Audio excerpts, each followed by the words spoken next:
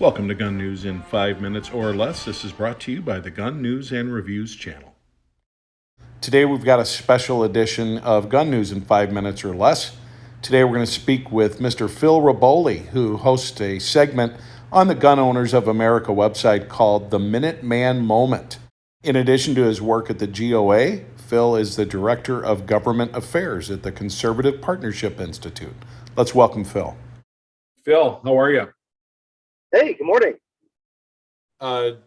Basically two things I'm looking for updates that you can share. One of them is what is going on with the Senate confirmation process with David Chipman. So basically, a little bit of backstory on who David Chipman is for the few people who may not know.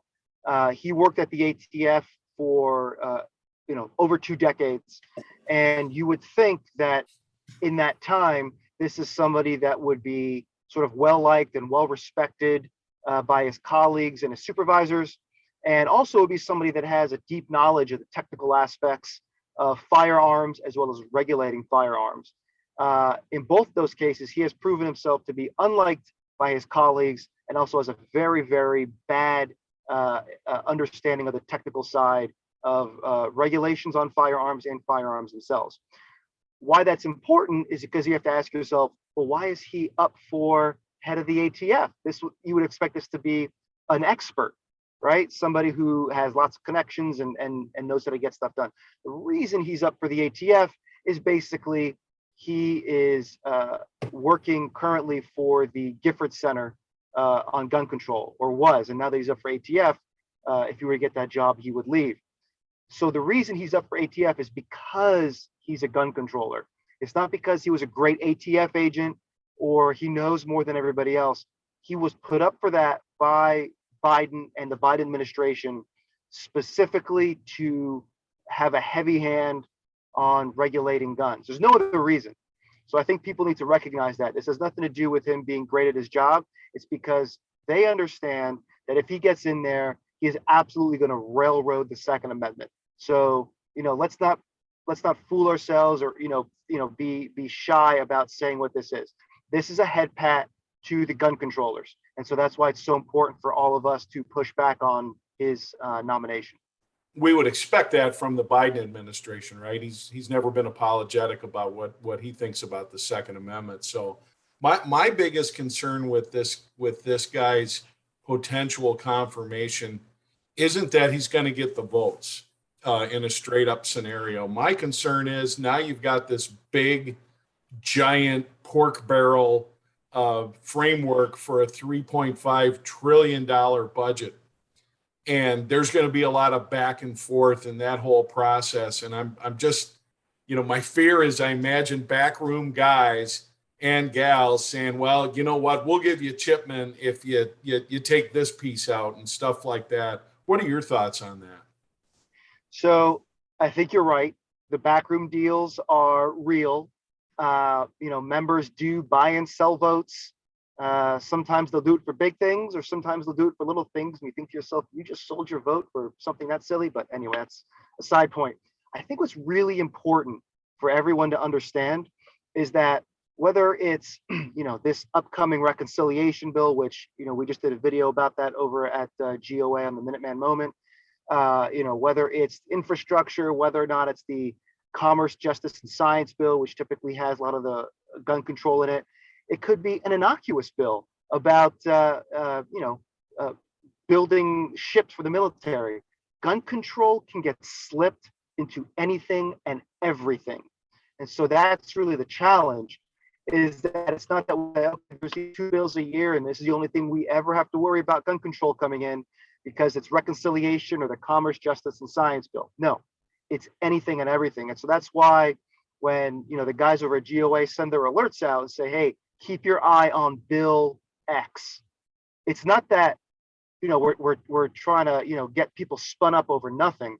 It's that what we're hearing from people on Capitol Hill is that they want to attach anti-gun legislation to something that maybe has nothing to do with guns, but they think they can buy and sell votes by getting a little bit of anti-gun legislation in there. So, we're really big, and GOA as a whole even before I started working with them, GOA is really big on actually getting the members activated on calling their senators and congressmen when there's a real threat. We're not going to send you up a hill to fight for something that has no co-sponsors and that has no chance of passing.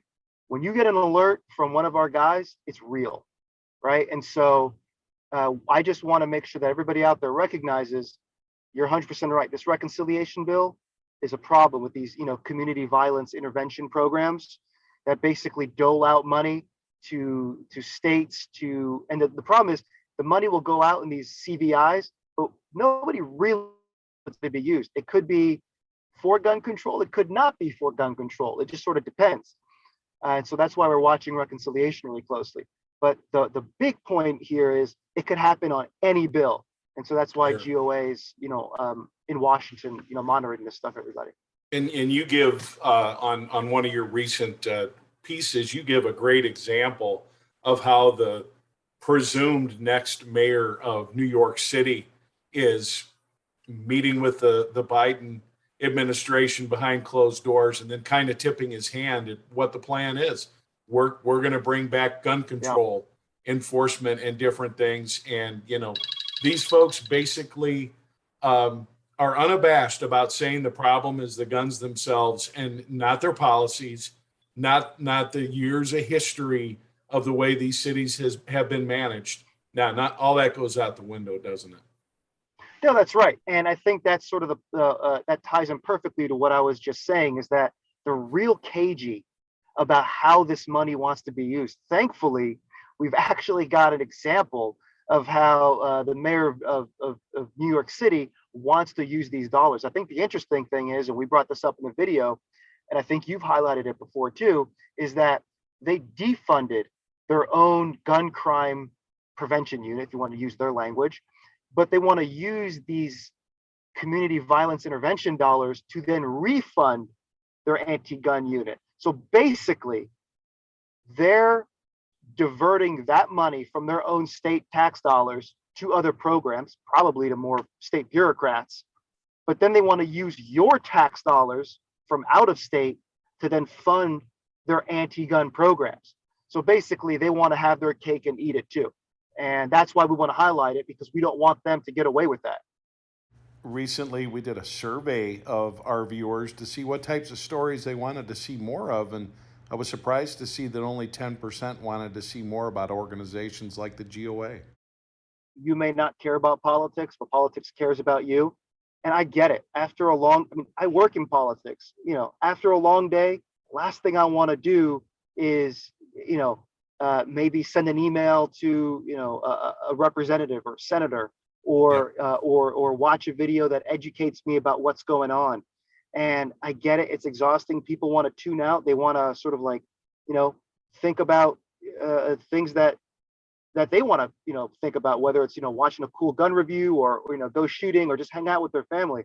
But the real reality is we can't keep our heads down, right? Eventually, these groups that, whether it's gun control, whether it's people control, whether it's, you got to, say the approved language or whatever it is, eventually they will come for you. Keeping our heads in the sand isn't going to work.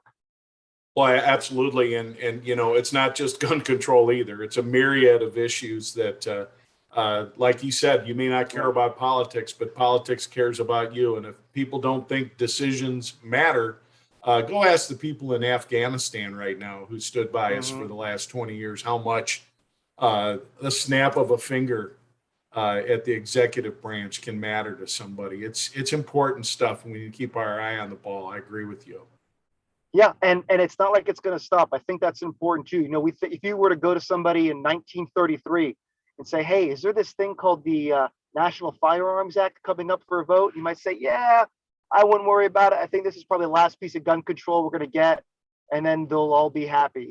And then comes 1968, and then fast forward a few decades, then comes the 80s, and then comes the mid 90s, and then comes recently fixed NICS.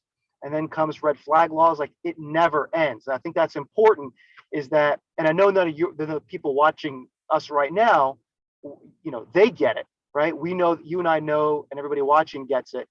The problem out there who are saying, look, let's just give them this one last one, and that'll be it. The problem is that doesn't even hold them over for a couple of weeks. They're already talking about the next thing. Whatever it is that comes after red flag laws, they've already got that. It's probably, outright gun confiscation. So we have to be vigilant. We have to always be pushing back. We always have to be engaged. And, let's face it, we have to be loud. Yeah, they're not going to change their tune. They've got a long game, and they're willing to wait it out. I agree with you 100%. Hey, listen, Phil, I promised you that we'd keep it short this morning, but this has been great, and I hope we can do this, again, and maybe on a frequent basis. I just love getting this information out to people. I love telling them about what the GOA is doing, and the more support we can get behind the gun owners of America, I think the better off we're all going to be. Yeah, man, let's do this. Anytime you want, let us know. Thanks a lot. I appreciate it, sir. You too. Thank you. You can see more of Phil on the Minuteman Moment segments right here on YouTube. Just go to the GOA channel and subscribe. You can also and should also go to their website and join today if you haven't already. For more stories and reviews like this, please subscribe to Gun News and Reviews.